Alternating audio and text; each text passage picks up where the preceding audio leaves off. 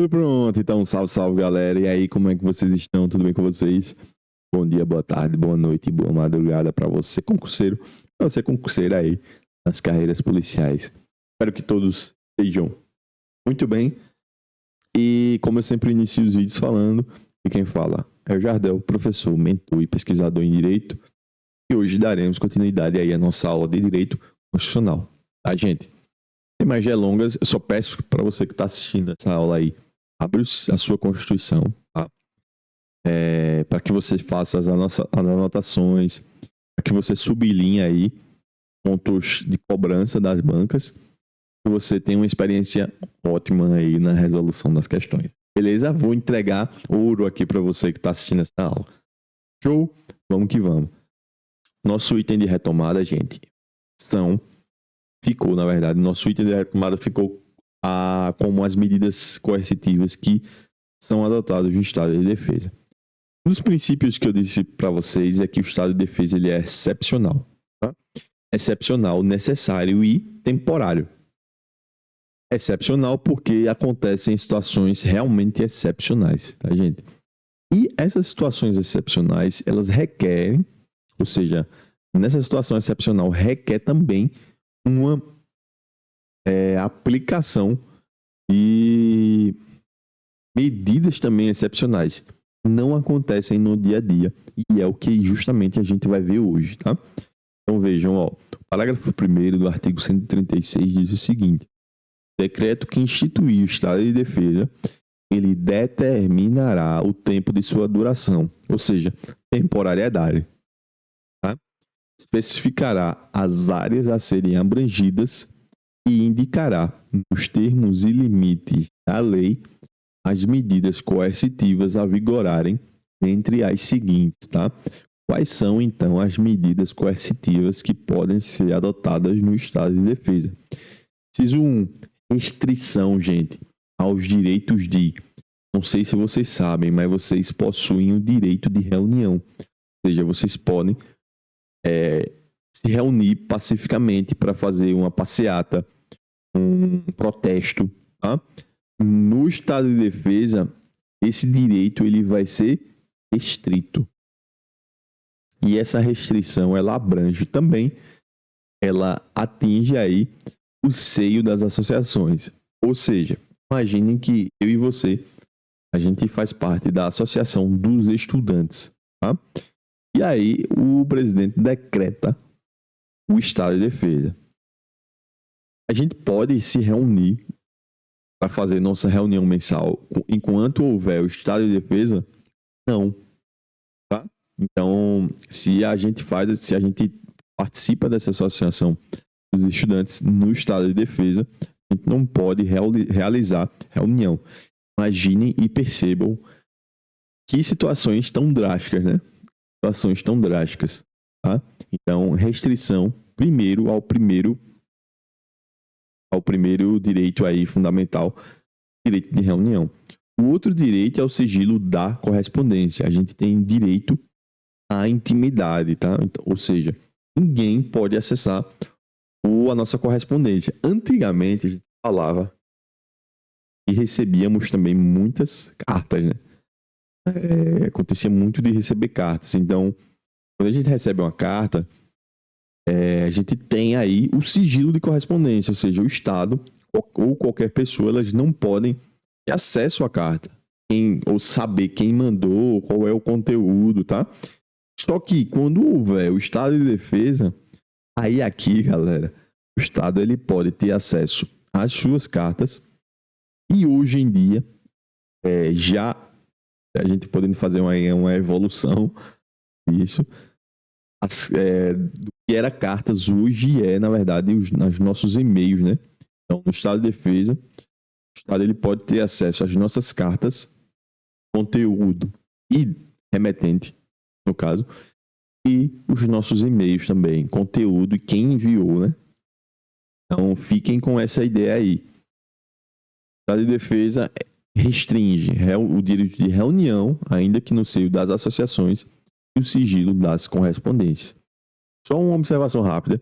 Esse trecho que está em vermelho, ainda que exercido no seio das associações, ele foi sublinhado, destacado, justamente porque é cobrança de prova, tá? Então, é uma restrição ao direito de reunião, ainda que exercida no direito das associações. Cuidado para você não cair em pegadinha aí das bancas, tá? Reunião, correspondência e o próximo é sigilo de comunicação telegráfica e telefônica. Ou seja, a gente também tem o direito à intimidade em relação às ligações que a gente recebe, tá? Tanto conteúdo quanto quem liga para a gente. No estado de defesa, esqueça. O Estado pode ter acesso aí a quem liga para você, tá? E isso tá aí no parágrafo 1º do artigo 136, tá? São justamente as restrições que podem ser aplicadas no estado de defesa. O inciso 2, ele se junta aí às alíneas A, B e C, tá? E diz o seguinte, ó. Também pode ser adotada a medida de ocupação e uso temporário de bens e serviços públicos, na hipótese de calamidade pública, respondendo à União pelos danos e custos decorrentes, tá? Vamos seguir. O próximo tópico que a gente vai trabalhar é qual é o tempo de duração do estado de defesa. Então, princípio da temporariedade, né? Qual é o tempo de duração? O parágrafo 2º diz que o tempo de duração no estado de defesa ele não será superior a 30 dias. Sublinha, destaca isso aqui na sua Constituição, tá? Não será superior a 30 dias, aqui para você não cair em pegadinhas. Não é superior a 30 dias. Vejam só aqui que vem em seguida. Podendo ser prorrogado uma vez por período igual se persistirem as razões que justificaram a sua decretação. Então, 30, não superior a 30, tá? E pode ser prorrogado por igual período, ou seja, mais 30 se for o caso. Não sendo superior, não pode ser superior a 30 dias, tá? Bora seguir. Vamos tratar sobre a prisão no estado de defesa. Também é um ponto importante aqui, previsto na Constituição. E o que acontecerá quando ocorrer uma prisão na vigência do estado de defesa? A Constituição diz o seguinte, ó, na vigência do estado de defesa, a prisão por crime contra o Estado, determinada pelo executor da medida, ela será por este comunicada, e aqui sublinha, destaca isso aqui, ó.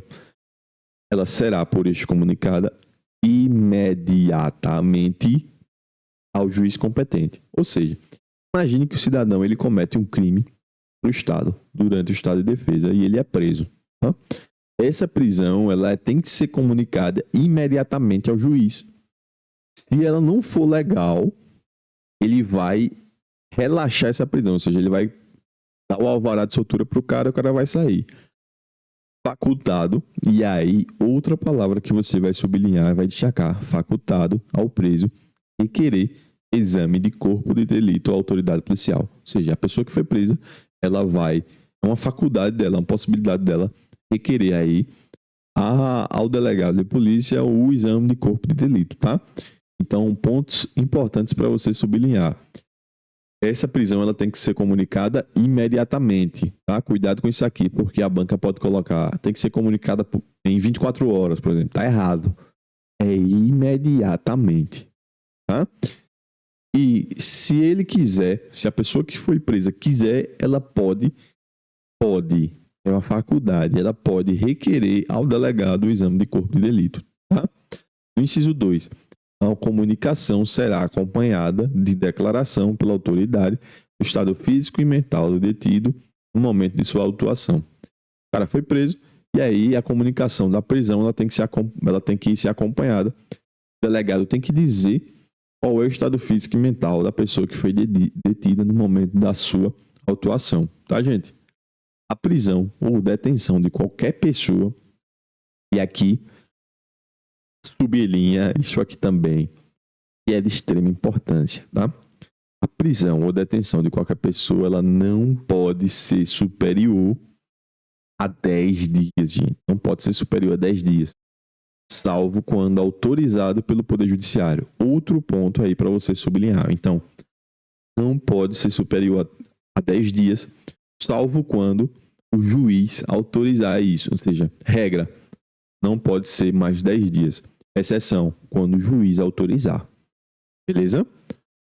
Inciso 4. É vedada a incomunicabilidade do preso. Ou seja, o preso ele não pode ser trancafiado de uma forma que não tenha possibilidade de se comunicar com outras pessoas, tá? Justamente diz o inciso 4.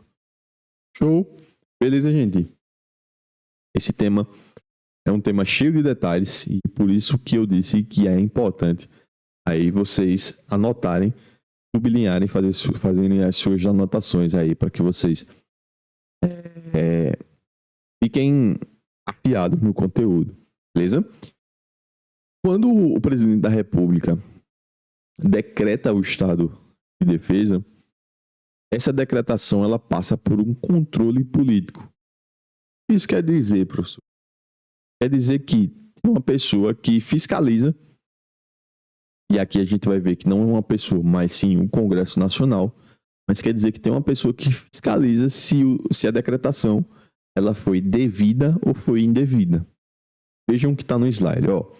A decretação do estado de defesa acontecerá, aliás, com a decretação do estado de defesa acontecerá um controle político que será efetuado pelo Congresso Nacional. O presidente da República decreta o estado de defesa e aí o Congresso Nacional ele olha para esse decreto e tem que dizer é legal ou não. Vejam que isso é super interessante a princípio, porque a gente tem um órgão, aliás, um poder controlando o outro. O poder executivo decreta e o poder legislativo ele controla, está fiscalizando aí o outro poder, mas esse controle político também é importante porque ele está cheio de detalhes para a prova. Tá? Ó, parágrafo 4º, gente.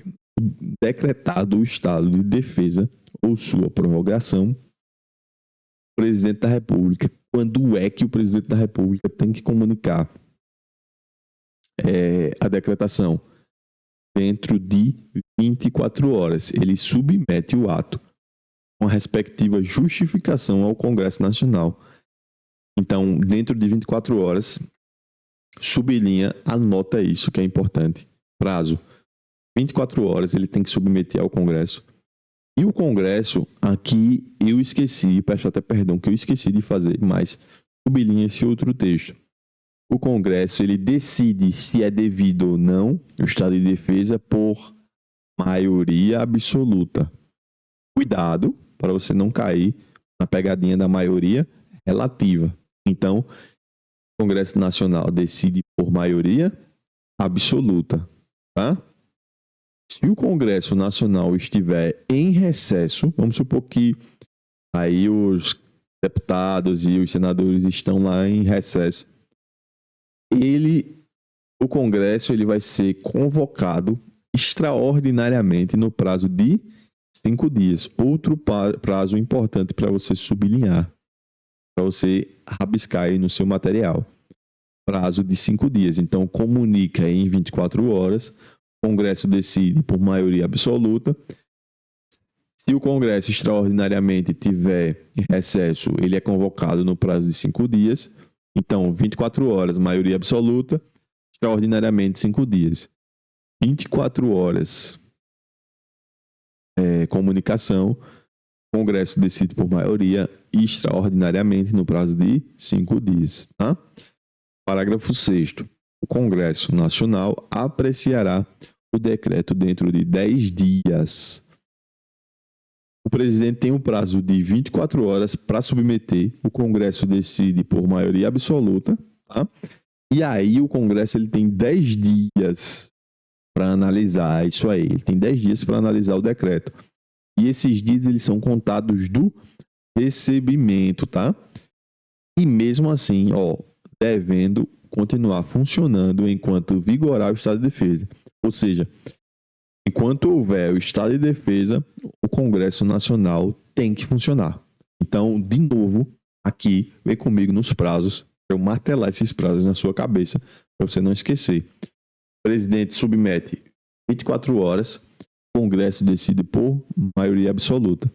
Congresso, recesso, ele é convocado extraordinariamente em 5 dias. Congresso Nacional aprecia o decreto do estado de defesa em 10 dias contados do recebimento. E ele vai continuar funcionando enquanto vigorar o estado de defesa. Tá, gente? Parágrafo 7º. Rejeitado o decreto. Ou seja, o Congresso Nacional, ele assim diz, presidente, você não deveria ter decretado o estado de defesa. Então, o Congresso rejeita o decreto. Cessa, ou seja, acaba. Se o Congresso rejeitar, acaba o estado de defesa. Show, gente? Então, fiquem com essas informações, principalmente em relação ao prazo, e com certeza elas cairão na sua prova. Tá? Bora dar continuidade aí. E aí eu até separei os prazos que são importantes. Então, decretado o estado de defesa, comunica em 24 horas. O Congresso decide em maioria absoluta, tá?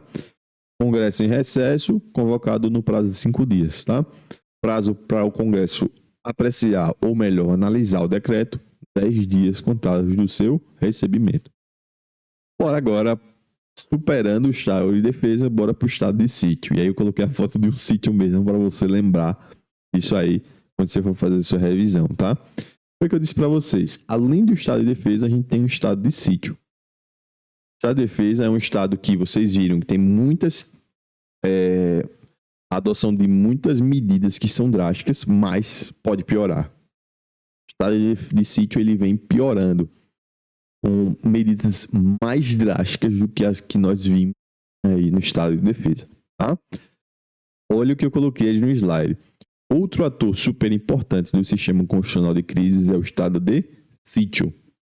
Assim como o estado de defesa, ela é uma medida de exceção. Só que essa medida de exceção é uma medida de exceção mais grave e ampla prevista na Constituição, artigos 37 a 139. Ele é acionado apenas quando a crise atinge, uma dimensão nacional ou envolve uma ameaça externa. Permite restrições aí muito mais severas aos direitos individuais do que o estado de defesa. Ou seja, vocês já viram que o estado de defesa bota pocando. E aí vocês vão ver que o estado de sítio é pior. Consegue ser pior ainda do que o estado de defesa. Tá? Ponto aqui que é importante para você fazer é você anotar o que eu vou lhe dizer agora. Anota, pega papel, pega caneta e anota isso. O estado de sítio ele precisa ser solicitado. Estado de defesa não. O presidente vai lá e decreta. Vocês viram que o presidente vai lá, decreta o estado de defesa e posteriormente comunica ao Congresso Nacional. Vocês viram qual o prazo? Se você não lembra, eu vou te lembrar. Prazo de 24 horas. O Congresso decide por maioria absoluta. Então percebam, o presidente decreta, depois comunica. Aqui não, galera. Aqui, o presidente ele decretar o estado de sítio, ele precisa solicitar antes. Então a solicitação é antes da decretação do estado de sítio.